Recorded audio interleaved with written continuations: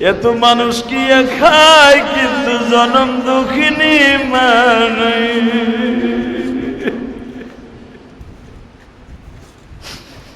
অনেকের মা দুঃখিনী বেঁচে আছে, বাবা দুঃখ মিয়া কবরে চলে গেল। আহারে বাবার মতো দরদি এই জগতে নাই গো মালিক।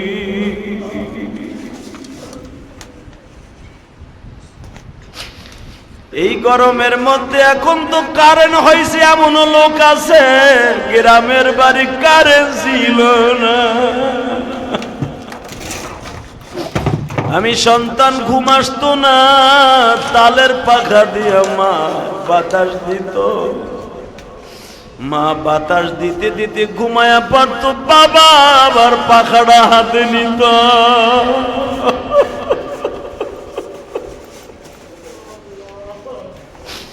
বাবাও যখন ঘুমায়া যাইতো, মা লাফ দিয়ে উঠিয়া দেখতো আমি সন্তানের শরীরটা ঘামাইয়া একবারে ভিজে গেছে। মা পাখা অন্ধকারে তালাশ করে না পাইয়া কাপড়ের আঁচল দিয়া শরীরের ঘামগুলা মুছাইয়া দিয়া আবার কাপড়ের আঁচল দিয়াই মা বাতাস দিয়ে আরম্ভ করে দিত। যেই মা দৌড় করে পারল গো মা, তুমি তো অন্ধকার কবরে ঘুমাই রইলা। ও মা, তোমার কবরে একটা ফ্যানের ব্যবস্থাও করে দিতে পারলাম না। আল্লাহ, তোমার কাছে একটাই দরখাস্ত, এই মসজিদে যারা আমার সাথে আমিন আমিন বলছে, এদের মা দুঃখিনীর কবরটারে জান্নাতের বাগান বানায় দিও। এদের বাবার কবরটা জান্নাতের বাগান বানায় মালিক। আল্লাহ, তোমার কাছে একটা দরখাস্ত, আমার খালারে তুমি কবরে মাইরো না গো। আমার খালা বড় দুঃখিনী, আমার খালু বড় দুঃখী। জীবনে তাদের গর্ভে একটা সন্তান দান করো নাই, দোয়া করার মতো তাদের আমরা ছাড়া কেউ নেই। তুমি না বলছো যারা নিঃসন্তান, যাদের কোনো সন্তান নাই, সারা দুনিয়ার সন্তানই তাদের সন্তান। আল্লাহ, সারা দুনিয়ার আলেম ভাই আমার খালার সন্তান। আমি আলেম হিসাবে, মুসলমান হিসাবে সারা দুনিয়ার মুসলমান আমার খালার সন্তান। আল্লাহ, মুসল্লিরা যারা কেঁদে কেঁদে দোয়া করছে, এদের চোখের পানির খাতিরে আমার খালার কবরটা জান্নাতের বাগান বানায় দিও। আমার খালুর কবরটা জান্নাতের বাগান বানায় দিও। হয়তো জীবনে অনেক অন্যায় করছি, আমার খালারে মানুষ যখন জিজ্ঞেস করতো তুমি যে এইটা করো এইটা করো, তোমার কে দেখবো, আমার খালা বলতো আমার ইলিয়াস আছে, আমার ভাইগনার আলেম আছে, আমার জন্য দোয়া করবো। আল্লাহ, তুমি আমার খালাম্মার কবরটা জান্নাতের বাগান বানিয়ে দিও। মানুষ হিসাবে কোনো ভুল ত্রুটি করে থাকলে মাফ করে দিও। তার জীবনের কোনো এমন কোনো কষ্ট নাই সে দুনিয়ায় পায় নাই। সবচেয়ে বড় কষ্ট সন্তানের কষ্ট, এটা লই এই দুনিয়া থেকে চলে গেছে। যেই মহিলার সন্তান নাই তার মতো হতভাগিনী এই জমিনে আর কেউ নাই, তার মতো দুঃখিনী আর কেউ নাই গো আল্লাহ। যেই মা বোনদের সন্তান নাই, সন্তানের ব্যবস্থা করে দিও। তুমি জীবনে কোনোদিন বাপ দেখো নাই গো, তুমি 6 বছর বয়সে মোহাম্মদ মা হারাইছো। যদি মায়ের দরদ বাবার দরদ থাকে তোমার অন্তরে, আমার বাবারে তুমি ফাঁসি দিও না। নবী অজরে কান্তাছে, চাদর দিয়া চোখ মুছতাছে, 10,000 সাহাবী তারা সবাই কান্দে। ছোট্ট মেয়েটা এইভাবে দৌড়ায় আর বলে ফাঁসির মঞ্চের সামনে যায়, ও জমিনের মালিক, তোমার নবীর কাছে ওহী দিয়া বলিয়া দাও আমার আব্বুরে যেন ফাঁসির মঞ্চে না যায়। আমি আমার আব্বুরে ছাড়া ঘুমাইতে পারবো না, আমি আমার আব্বুকে আমার কোলের থেকে লয়ে যাইও না। আমি জানি তোমার নবী তোমার হুকুম ছাড়া কোনো কাজ করে না। আমার আব্বু যদি মরিয়া যায় আমি কারে বুকি নিয়ে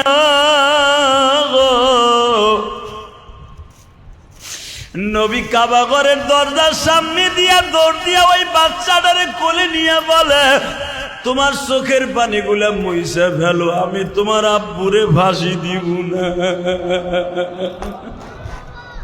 হযরত ওমর বলেন ইয়া রাসূলুল্লাহ, হুকুম হয়ে গেল, ফাঁসির রায় হয়ে গেল, আপনি আবার এই ফাঁসির রায়কে কেন নিস্তানাবুদ করে দিলেন? নবী আমার বলেন ওমর রে, যেই মালিক অর্ডার দেয় ওই মালিক আবার অর্ডার ফিরাইয়া লয়। কেন আমি তো দুনিয়ার জজ সাহেব না রে ওমর, আসমান জমিনের মালিক যিনি উনি হলো বড় জজ সাহেব। উনি অর্ডার দিয়েছিল এদের ফাঁসির মঞ্চ দেওয়ার জন্য, কারণ এরা ইসলামের সবচাইতে বড় দুশ্মন ছিল রে ওমর। ইসলামের দুশ্মনির কারণে ফাঁসির মঞ্চে মওলাই দিয়েছিল, কিন্তু এই ছোট মেয়েটার চোখের পানি আমার মওলার কলিজা ভেদ করে ফেলছে। এই ছোট মেয়েটার চোখের পানির খাতিরে হয়তো মালিক ওর থেকে অর্ডার উঠাই নিয়ে গেছে। ওমর রে, ফাঁসির মঞ্চটাকে সরায়া ফেলা, এই সাহাবী দাসানাকে এমনে করে নাজাত দিয়া দে। দাসানা দৌড়ে আসলেন ইয়া রাসূলুল্লাহ, যুগে যুগে কি এইভাবে হুকুম থাকবে? নবী আমার বলেন মনে রাখো, দুনিয়ার সব প্রেসিডেন্ট ইচ্ছা করলে তারে মওকুফ করে দিতে পারে, কিন্তু যার মৃত্যু ফাঁসির কার্যকারের মধ্যে লেখা আছে দুনিয়ার কোন মানুষ তারে অসাধারণভাবে মৃত্যু দিতে পারবে না। রে ভাই দোস্ত বুজুর্গ, এই সাহাবী যখন বললেন আপনার সাথে দামি আর কেউ নাই, সঙ্গে সঙ্গে বলতে দেরি আছে। নবী বললেন ওমর রে, দেখো তো এই লোকটার ছোট বাচ্চা আছে কিনা। বলতে দেরি আছে, দেখে 7 বছরের একটা বাচ্চা, ছোট্ট মেয়ে নবীর সামনে আয়া পড়ছে। আরো জোরে কইলেন না? নবী জিজ্ঞেস করলেন ছোট বাচ্চাটাকে, তোমার আব্বারে ফাঁসি দিব, তোমার কাছে প্রতিক্রিয়া কি তাই বলো। এখন কানবেন, পৃথিবীর এমন কোনো বাচ্চা নাই তার বাবারে যদি পুলিশের সামনে কেউ মারে ওই মেয়েটা ওই ছেলেটা সহ্য করতে পারবে না, ঠিক না বেঠিক? নবী বললেন তাকে চোরের মতো বান্ধাও, ফাঁসির মঞ্চের জন্য নিয়ে যাও। ছোট্ট মেয়েটা একটা দৌড় দিয়ে যায় বিশ্ব নবীর পাও দুইটা জড়াই ধরছে। আমি শুনেছি তোমার নাম রহমাতুল লিল আলামিন, আমার বয়স 8 বছর, তুমি জীবনে কোনোদিন বাপ দেখো নাই গো।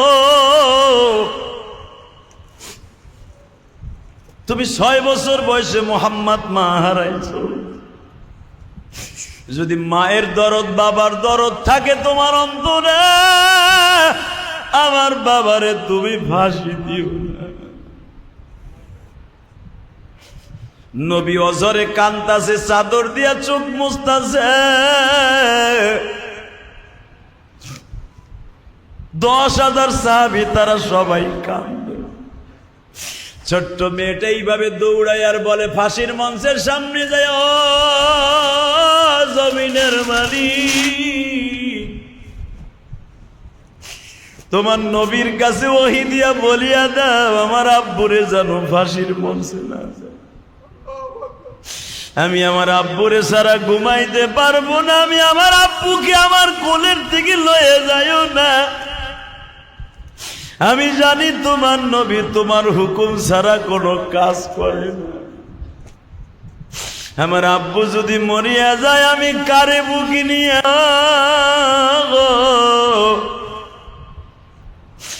নবী কাবা ঘরের দরজার সামনে দিয়া দৌড় দিয়া ওই বাচ্চাটারে কোলে নিয়ে বলে তোমার চোখের পানিগুলা মুইসা ফেলো, আমি তোমার আব্বুরে ফাঁসি দিব না।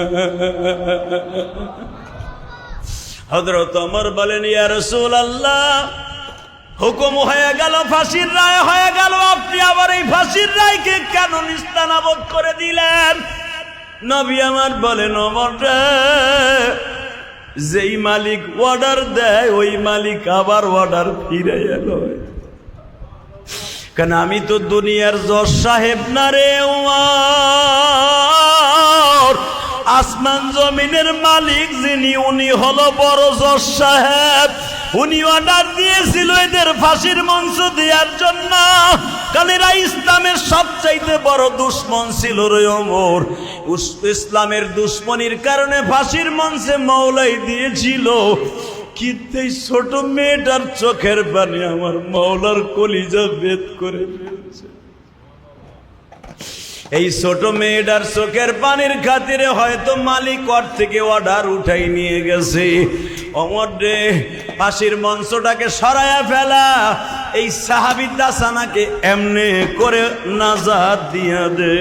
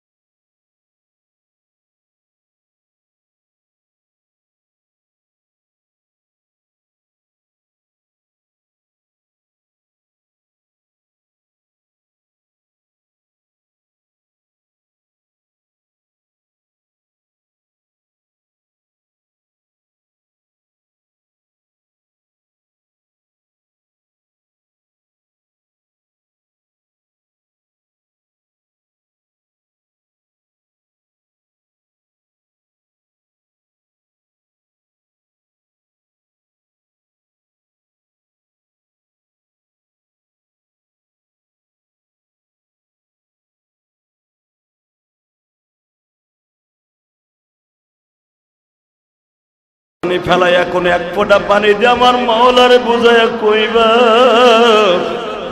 আমার আব্বারে 1 বছর বছর খাইতে দেয় না, গোসল করতে দেয় না, একটা কাপড় 1 বছর পরিধান করছে, কিন্তু নমরুদ তারে খাবার দেয় নাই, পরিধান করার কাপড় দেয় নাই।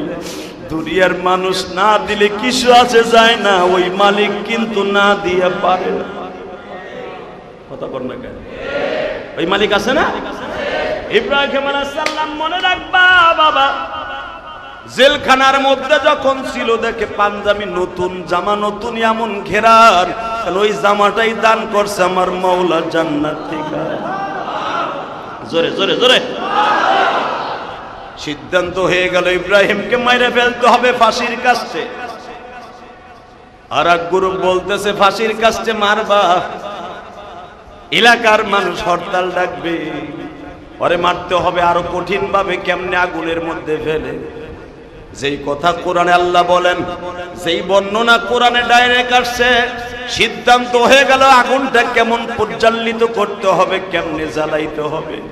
1 মাস আগের থেকে আগুন জ্বালাইছে, ওই দুনিয়ার সবচেয়ে দামি দামি কয়লা ঢালছে, সবচাইতে জ্বালানি সব জ্বালাইয়া জ্বালাইয়া বাবা এত আগুনের প্রখরতা বাড়ছে। 3 মাইল উপর দিয়া যদি কোনো পাখি উড়িয়া যায় তো ওখান দিয়ে মোমের মতো গলে যায়, এত আগুনের তেজ। ইব্রাহিমে খলিল ওই আগুনের মধ্যে কেমনে ফেলবে? 1 কিলোমিটারের পরে বাড়ি ঘর শুদ্ধ আগুন হয়ে গেছে, ওখানে নিবা কেমনে? বিশাল বড় গাছের পর গাছ জোড়া দিয়া দিয়া দিয়া দিয়া দিয়া সরক গাছের মতো বানানো হইল। 100 উলঙ্গ মহিলাকে বাবা সরক গাছের নিচে ল্যাংটা করে খাড়া করে রাখলো। আমার আব্বা চোখটা বন্ধ করে বলে, মালিক রে, তুমি আমার কেনই বা পাঠাইলা? জীবনে মার স্তনের দুধ খাইয়া বড় হইলাম, 7 বছর বয়সে বাবা কই একটা ডাক দিলাম, বাবারে 5 বছর পর্যন্ত দেখলাম, 12 বছর বয়সে জেলখানায় আসলাম, 17 বছর বয়সে এখন আগুনের মধ্যে তুমি আবার জ্বালায় দাও, কোনো দুঃখ নাই, কিন্তু আগুনের ভিতরে যাওয়ার পরে তোমারে পামু।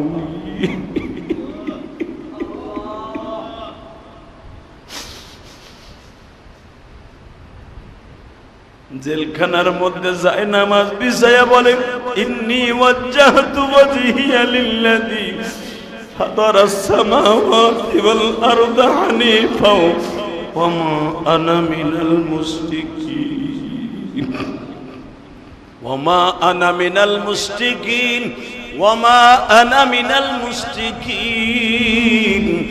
আল্লাহ ইন্নী ওয়াজ্জাহতু মানে কি আমি তোমার দিকে চোখটা মুখটা ঘুরাইলাম, হানিফা ওয়া মা আনা মিনাল মুশরিকিন, জীবনে কোনোদিন আমি মুশরিকদের অন্তর্ভুক্ত না।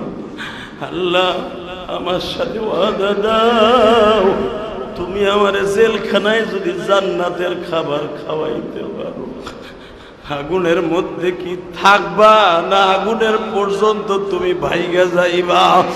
বলেন আমার আব্বা ইব্রাহিম, আপনার আব্বা ইব্রাহিম 40টা পরীক্ষা দিছে, 40টা পরীক্ষায় তার জীবনে বাদাম first class first golden plus পাইয়া আমার মাওলার বন্ধু হয়ে খলিল হইছে। খলিল শব্দের অর্থ বন্ধু,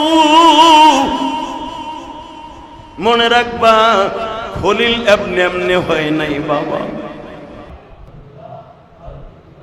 লা ইলাহা ইল্লাল্লাহ মুহাম্মাদুর রাসূলুল্লাহ সাল্লাল্লাহু আলাইহি ওয়াসাল্লাম। আল্লাহর যাকিরিন শাকিরিন মুহিব্বিন মুবাল্লিগিন, আল্লাহর প্রিয় মাহবুব বান্দারা, আল্লাহ সুবহানাহু ওয়া তাআলার দপ্তরে লাখো কোটি শুকরিয়া জ্ঞাপন করছি যে মহান মনিবে আপনাকে আমাকে মাহে রমজানের জুমাতুল বেদা 2025 সালের রমজান মাসের শেষ জুমা, যে রব্বে কারীম আপনাকে আমাকে অত্যন্ত মায়া করে দয়া করে ভালোবেসে তার এই 27টা রোজা রাখার মতো এত সমাদিন এত সময় এত দিন তৌফিক দান করেছেন, ওই মহান সত্তার শুকরিয়া জোরে সোরে বলি আলহামদুলিল্লাহ। আল্লাহ পাকের কাছে হাজারো শুকরিয়া আদায় করি এই জন্য, যেই মহান মুনিব কুত্তা বিলাই গরু ছাগলকে রোজার হুকুম দান করেন নাই, ঠিক না বেঠিক? পৃথিবীর অন্য কোনো জাতিকে মুসলমান ছাড়া রোজার হুকুম আল্লাহ দান করেন নাই।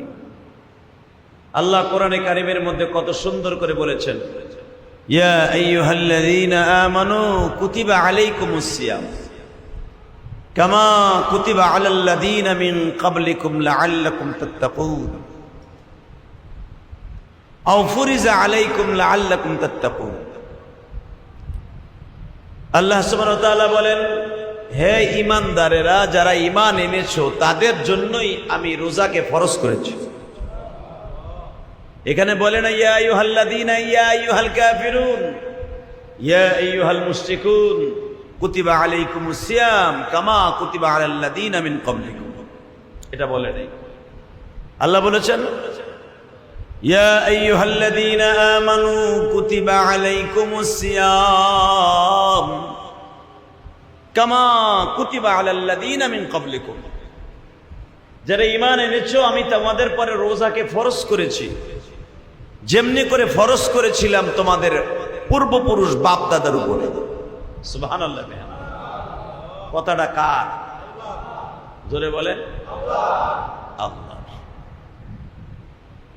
কামা কুতিবা আলাল্লাযীনা মিন ক্বাবলিকুম লাআল্লাকুম তাত্তাকুন, যেমনি করে ফরজ করেছিলাম তোমার বাবা আদমের উপরে, তোমার বাবা ইব্রাহিমের উপরে, তোমার বাবা নূহ নবীর উপরে, যেমনি করে ফরজ করেছিলাম ইদ্রিস নবীর উপরে, তেমনি করে তোমাদের পরও আমি ফরজ করলাম। সুবহানাল্লাহ। যদি 30টা রোজা রাখতে পারো ঠিক মতো, লাআল্লাকুম তাত্তাকুন, তোমরা আমার নিকটে চলে আসবা, আমার বন্ধু হয়ে যাবে। কথাটা কে বলেছেন? আল্লাহ।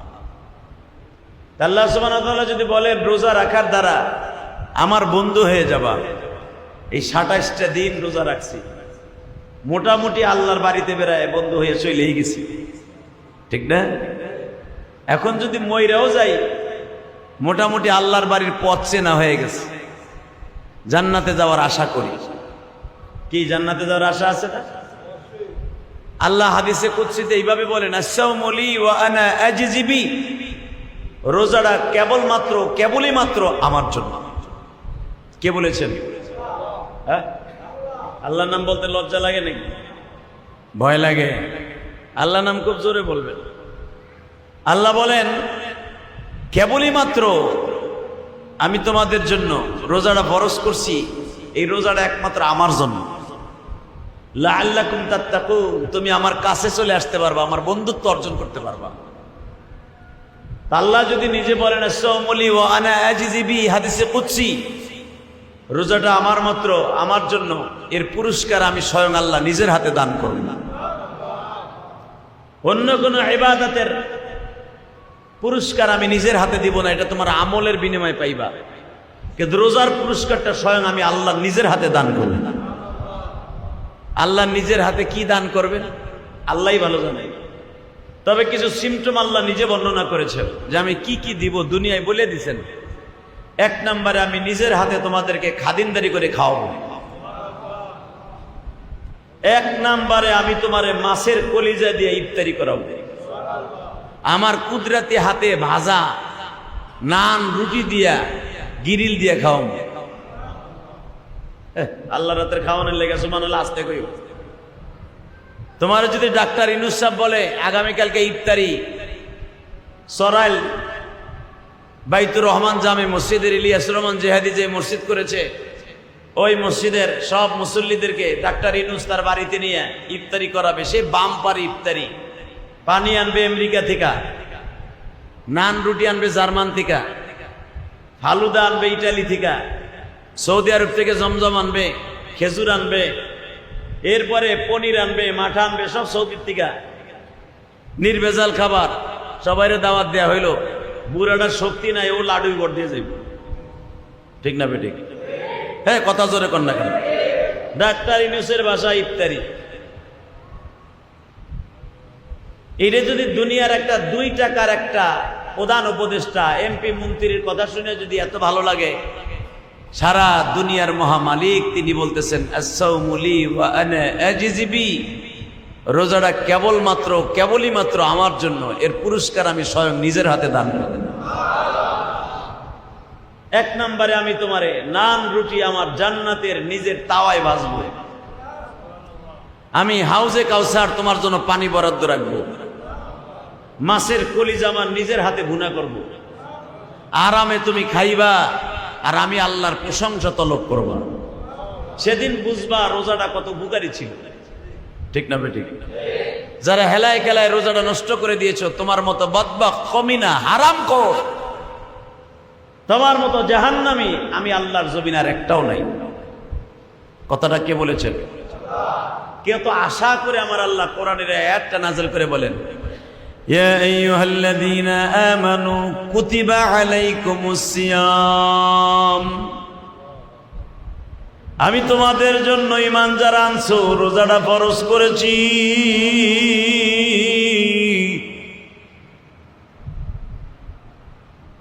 কেবল নাযিল করেছি জানোনি রোজার হুকুমটা কেন দিছি? একমাত্র তুমি আমার নৈকট্য হাসিল করবা, লাআল্লাকুম তাত্তাকুন। এই যে দেখেন যারা যোগালি আস্তরি কাজ করে ভাইজান, যারা স্যানিটারি কাজ করে, দেখবেন যারা মাটি কাটে, রাস্তায় ঝাড়ু দেয়, যারা রাস্তায় কাজ করে, যারা টিনের ঘরে কাজ করে, 10 তলা 20 তলার উপরে ছাদ ঢালাই দিতে যে কাজ করে, এই মাসের মধ্যে, এই বৈশাখ মাসে, জ্যৈষ্ঠ মাসে যদি রোজা হয়, এটা কি মাস চলে বাংলা? হ্যাঁ, চৈত্র মাস।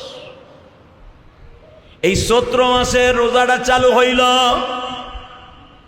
পুরা চৈত্র মাসটা রোজাটা রাখলেন, কত গরম, পানির জন্য কলিজাটা তোমার খারখার হয়ে গেছে, কলিজাটা শুকাইয়া চৌচির হয়ে গেছে।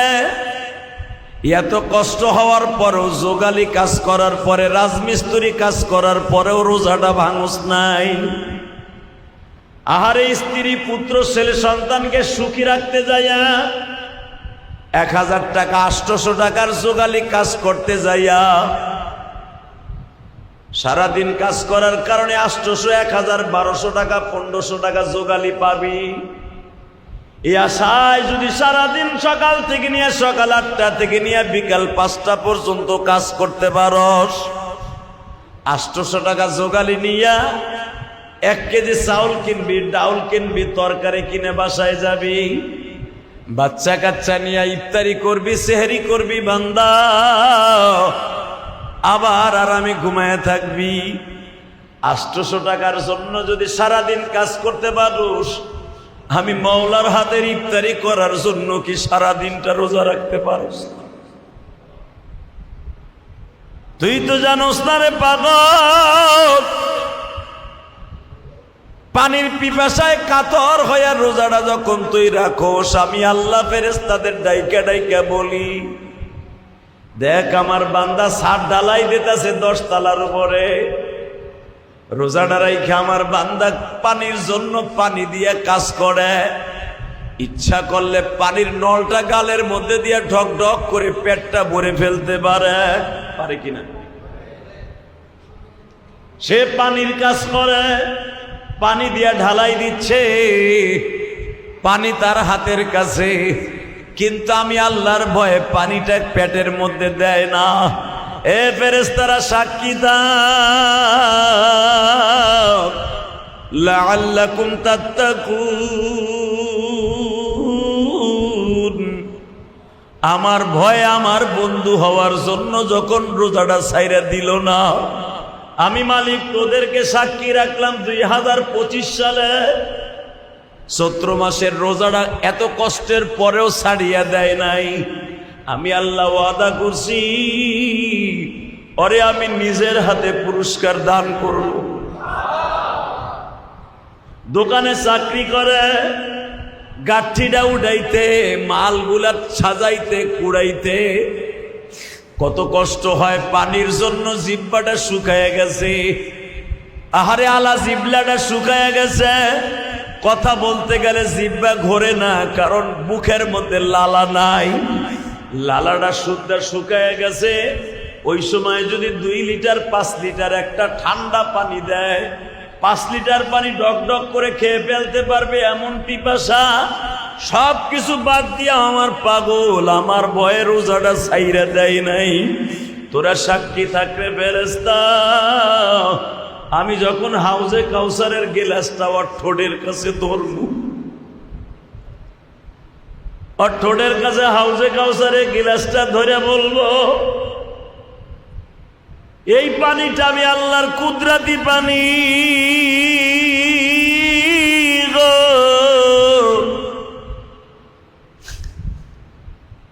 আমি আল্লাহ কুদরতি হাত দিয়ে ওর ঠোঁটের কাছে গিলাসটা ধরবো। গিলাসটা যখনই ধরবো, গিলাসের পানি খাওয়ার আগে ওর চেহারাটা পূর্ণিমার চাঁদের মতো হয়ে যায়।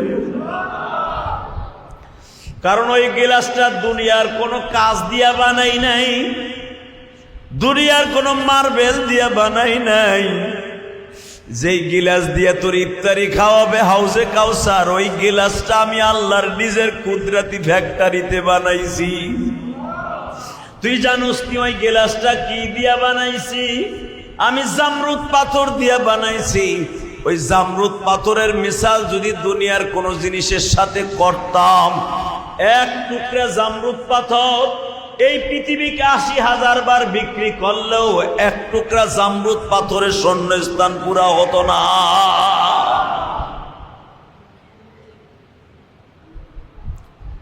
আমার আল্লাহ আরো বলেন, শোন বান্দা, ইফতারি করানোর জন্য হাউজে কাউসারের গিলাস এত দামি হবে, যেই পেয়ালার মধ্যে তুই ইফতারি খাবি মাছের কলিজা দিয়ে, আমার কুদরতি নান রুটি দিয়া, তুই তো জানোস না রে ওই গিলাসটা আর ওই পিরিচটা ওই পেয়ালাটা আমি আল্লাহ একুত পাথর দিয়া বানাবো। একুত পাথর কত দামি জানাস? জামরুদ পাথর যদি 80,000 বার বিক্রি করা হয়, একটা একুত পাথরের শূন্যস্থান পুরা হবে না। দুনিয়া 80,000 বিক্রি করলে এক টুকরা জামরুদ পাথরের শূন্যস্থান পুরা হবে না। আবার কোটি কোটি জামরুদ পাথর বিক্রি করলে একুত পাথরের এক টুকরা শূন্যস্থান পুরা হবে না। ওই পেয়ালার মধ্যে আমি আল্লাহ কলিজার ভুনা মাছের কলিজার নান রুটি দিয়ে ইফতারি করাবো। যখন আমি তোর ইফতারিটা সামনে দিব, তুই এমনি বলে ফেলবি মালিক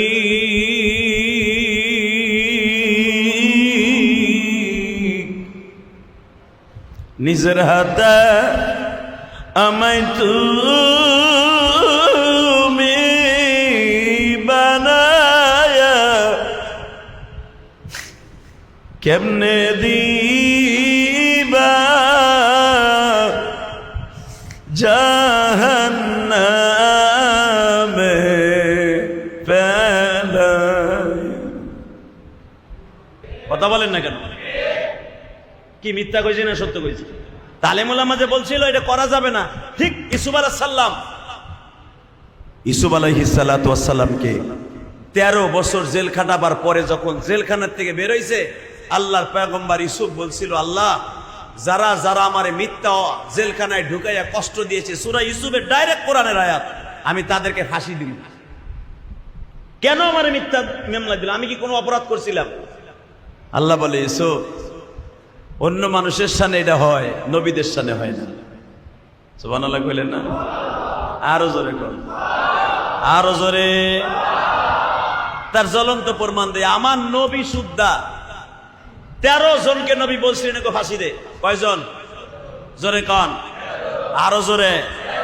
আপনি তো খালেন জানেন রসুলের মিঠা সুন্নাতটা, আপনি জানেন নবীকে ওরে জীবনে থাপ্পড় দেয় নাই, নবীকে ওরে বকা দেয় নাই। আরে মিয়া, নবী ফাতে মক্কার পরে, মক্কা বিজয়ের পরে 13 জনকে ফাঁসির কাছে ঝুলায় মারার অর্ডার দিয়েছেন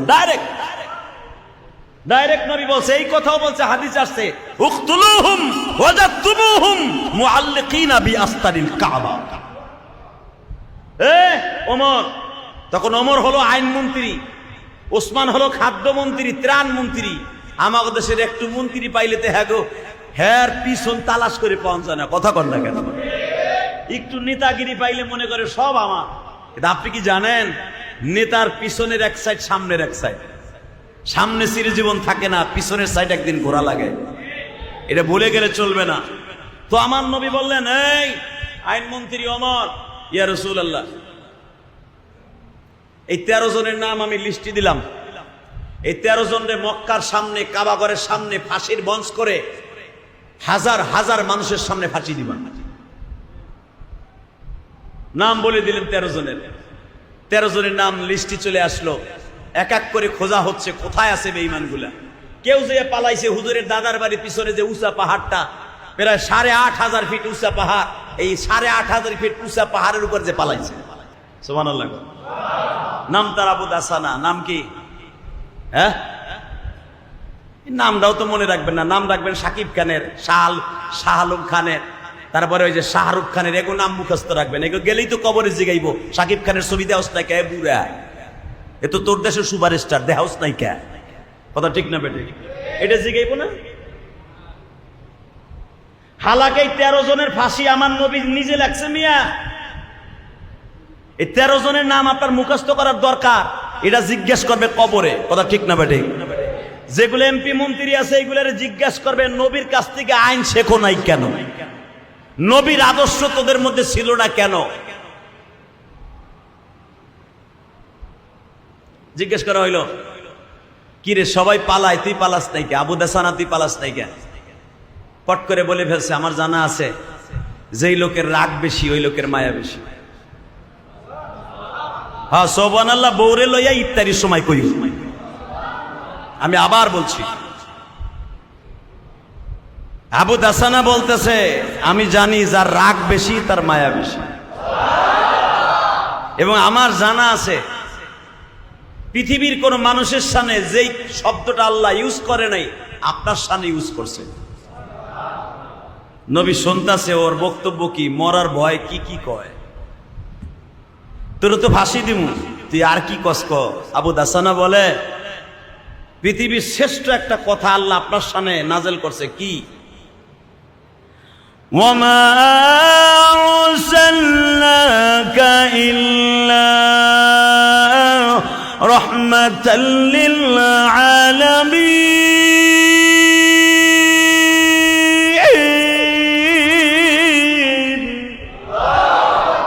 ওই জামানার কাফেরও কোরআন শরীফ পড়তে পারতো, আর তুমি মুসলমানের পোলা কোরআন শরীফ পড়তে পারো না। লোকটা বলে ফেলছে, কাফের হইয়া বলে ফেলছে, ওমা আরসালনাকা ইল্লা রাহমাতাল লিল আলামিন।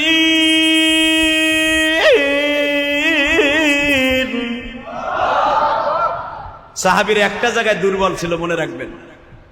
কোন কাফের যদি কোন মুসলমানের সামনে কালেমা পড়তো অথবা কোরআনের আয়াত পড়তো, সে এখনো কালেমা পড়ে নাই কিন্তু কোরআনের আয়াত পড়ছে, সাথে সাথে তারে মাফ করে দেব।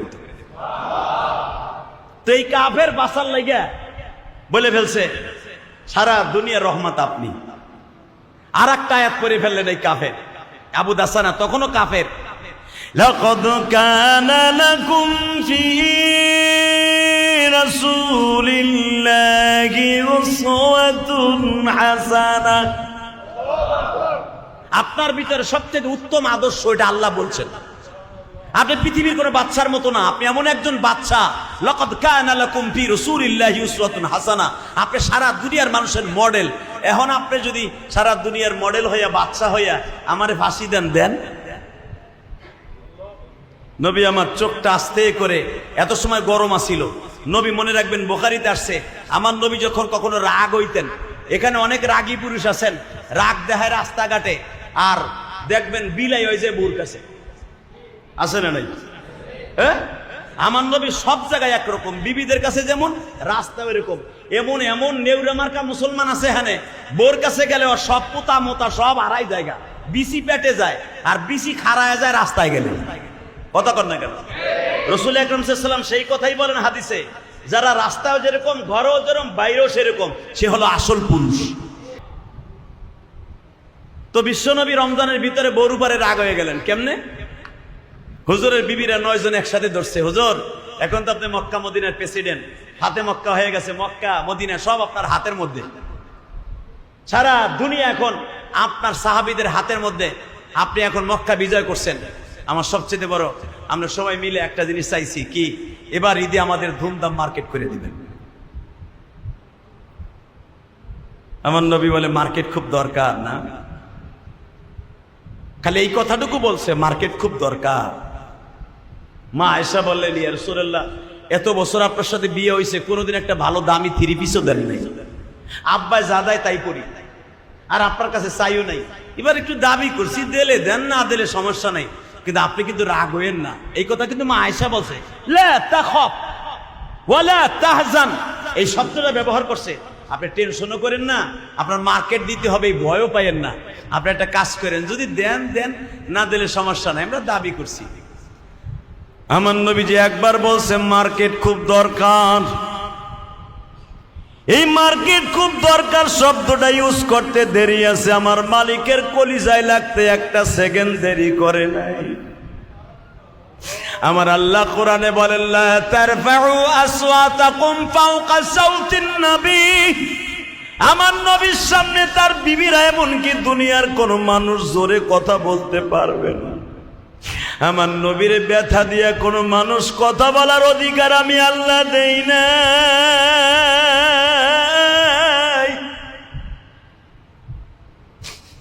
নবী আমার কষ্ট পাইয়া যখন বলছে মার্কেট খুব দরকার, তোমরা ভাবছো আমি মক্কা বিজয় করছি, টাকা পয়সার অভাব নাই। তোমরা কি জানো আমার পকেটে আমার মাত্র গোসল করার সাবান কেনার পয়সা আমি নবীর পকেটে নাই। এই কথা বলে মসজিদের নববীর ভিতরে নবী রাগটা করে বসে আছে।